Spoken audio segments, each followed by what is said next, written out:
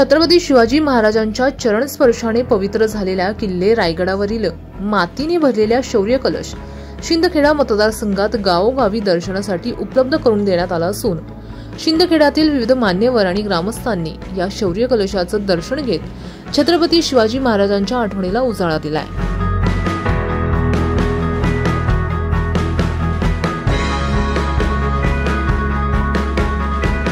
दरम्यान या शौर्य कलश यात्रेमध्ये माननीय नगराध्यक्ष डॉक्टर बापूसाहेब देशमुख, माननीय उपाध्यक्ष श्री ज्ञानेश्वर भामरे, जिल्हाध्यक्ष परिषदेचे माननीय उपाध्यक्षा सौ कुसुमताई, माननीय उपनगराध्यक्ष उल्हासदादा देशमुख, माननीय सभापती अरुण नाना सोनवणे आणि परिसरातील अनेक मान्यवर उपस्थित होते।